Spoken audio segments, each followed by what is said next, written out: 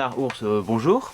Bonjour. Vous êtes ici pour nous présenter quel sujet pour quelle démocratie au XXIe siècle. Alors, on commence tout de suite, on rentre dans le vif du sujet. La démocratie est-elle en crise selon vous? Et si oui, pourquoi? De multiples signes montrent que la démocratie est en crise. Je précise d'abord que ce livre, il n'est pas sur la démocratie, mais il est aussi sur le sujet de la démocratie. Et auparavant, le sujet, jusqu'à aujourd'hui, le sujet de la démocratie, ça s'appelle citoyen politique. Or, on assiste à des changements sérieux depuis quelques décennies, et donc la démocratie est en crise. On en a des signes extérieurs, du type ce qu'on appelle la montée des populismes, c'est un terme flou, mais qui néanmoins est une montée imparable, en tout cas à court terme. C'est aussi ce qu'on a appelé sommairement aussi le terrorisme, les phénomènes terroristes. Tout ça, c'est des dissidences par rapport à la démocratie. C'est des gens qui contestent les règles démocratiques. Alors, le livre aborde surtout d'abord les entreprises et le marché qui est aujourd'hui de plus en plus souverain par rapport à des États de moins en moins souverains, ce qui change ou ce qui expose la démocratie à des risques politiques majeurs. Les États sont endettés, donc ils dépendent des marchés financiers, et on ne peut pas faire croire qu'ils décident indépendamment de l'argent qu'ils ont dans les poches. Et cette contrainte, qui est évidente et que tout le monde partage, on ne la met pas au premier plan, mais elle est capitale. On ne peut pas parler de démocratie en regardant le ciel, et en plus on n'est plus au moment en 1789. Les causes, c'est la perte de souveraineté politique, et c'est le changement de nature du politique. Le politique, il repose plus sur des citoyens, mais il repose de plus en plus sur des consommateurs, ou ce que j'appelle pour ma part des citoyens consommateurs. C'est-à-dire, on les gave, aussi bien d'ailleurs par Internet que par d'autres canaux, on les gave de propositions agréables, ludiques, on essaye de leur vendre des marchandises, et pendant ce temps-là, la pensée politique, il n'y a pas de place. Donc le citoyen consommateur est en voie de remplacer le citoyen politique. Et ça, évidemment, vous vous rendez bien compte que ça produit une crise de la démocratie fondamentale, puisque la démocratie est un système politique. Et le marché est en train de faire de la démocratie un système de consommation économique et financier. L'inclusion financière, c'est quoi d'autre que de dire on ouvre les bras aux pauvres gens pour qu'ils aient un compte en banque, etc. Voilà. Je pense que sur le fait, il y a une mutation fondamentale, ce qui veut dire qu'il faut inventer la démocratie pour autre chose, mais on y viendra peut-être dans 2 minutes. Alors dans ce contexte nouveau, quel sujet apparaît à la place du citoyen? Je crois que la montée, le développement d'Internet, des réseaux sociaux, etc., change complètement ce qu'on appelait au XXe siècle les rapports sociaux, ce qu'on appelle même depuis plusieurs siècles les rapports sociaux. Les micro-communautés numériques, dont les réseaux sociaux sont le symbole, ces micro-communautés numériques, ne font pas société. C'est le marché qui fait société. Et donc, le sujet de la démocratie, il change fondamentalement, parce qu'il y a une sorte de sujet générique, numérique, et générique aussi bien, qui est apparu depuis quelques décennies.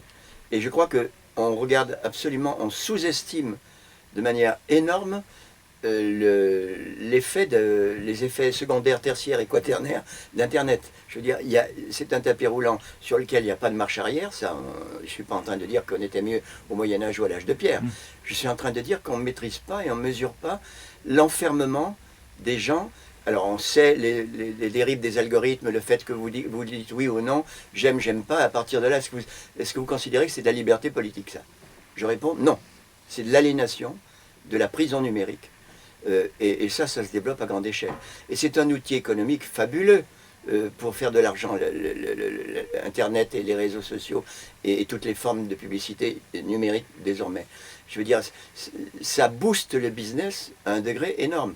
Donc on a encore un effet augmenté de l'ambition du marché de faire société. Aujourd'hui, la société, comme paquet de rapports sociaux, elle est en train de devenir un paquet de rapports marchands et financiers. Ce qui change profondément la nature de la démocratie. À la limite, ça fait de la démocratie une somme de micro-communautés, comme je disais, qui se réunissent de temps en temps sur Internet, qui ne se rencontrent pas toujours face à face, et qui défendent des intérêts ou qui partagent des goûts communs sur des petits sujets, une somme de petits sujets qui font la vie quotidienne des gens. Mais les questions de société, les choix politiques, qui s'en occupe? Il ne reste plus quasiment que des grands cinémas politiques, des fake news, de l'intox. C'est-à-dire, en gros, le champ politique est devenu spectacle. Il suffit de voir les campagnes électorales. Non seulement la calamité Trump, mais même chez nous. Je veux dire, vous voyez une campagne électorale aussi bien en France, on voit très bien que chacun fait son cinéma. Mais c'est du cinéma. Et du coup, évidemment, le populisme se développe, parce que ces gens-là ne sont pas crédibles. Ils ne sont pas porteurs d'espoir, ils sont porteurs d'une sorte de business politique. Et quand je dis business politique, c'est pas parce qu'ils gagnent particulièrement de l'argent. Simplement, ils sont contrôlés par des lobbies et des puissances économiques qui pèsent, j'allais dire presque autant, qui sont en train de peser plus que les États. Alors sur quoi peut reposer une refondation de la démocratie? Alors, refonder la démocratie, je ne suis pas le seul à poser la question.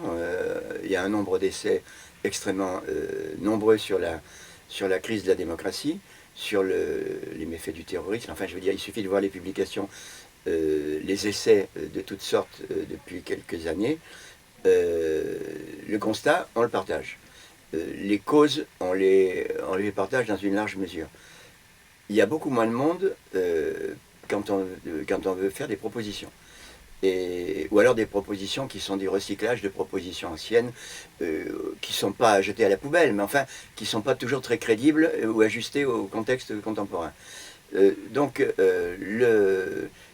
la question, c'est de reconstruire le lien social, reconstruire des solidarités. La notion de solidarité est extrêmement galvaudée. Aujourd'hui, on vend ce que j'appelle pour ma part des marchandises morales à travers des produits philanthropiques. Le capitalisme philanthropique, par exemple, qui se développe à grande échelle. Vous savez que la philanthropie des grandes fortunes, je parle pas seulement de Bill Gates, mais c'est le symbole, connaît un développement extrême. Mais ce qui circule dans tout cela, ce sont des marchandises morales qu'on vend aux gens. On leur fait de l'émotion humanitaire ou morale, et ensuite ils vont prendre un abonnement trimestriel. C'est comme les ventes d'actions humanitaires à la porte de la gare de Saint-Lazare ou de la FNAC, où on essaye de vous faire prendre un abonnement tous les 3 mois. C'est mieux que donner 10 euros. Bref, c'est une sorte d'impôt moral, mais qui est vendu sous forme de marchandise, puisque les gens qui vont donner, ils ne rencontreront jamais le bénéficiaire. Qui est d'ailleurs très lointain, et au milieu il y aura des frais de gestion qui seront pris, ce qui est tout à fait normal. Bref, on rentre dans un univers où la solidarité n'est plus de personne à personne, mais elle est complètement évaporée. Donc, refonder la solidarité sur quoi? Il me semble que le seul outil qu'on a entre les mains, c'est la contrainte environnementale. Aujourd'hui, la seule chose qu'on est obligé de partager, c'est la terre sur laquelle on a les pieds.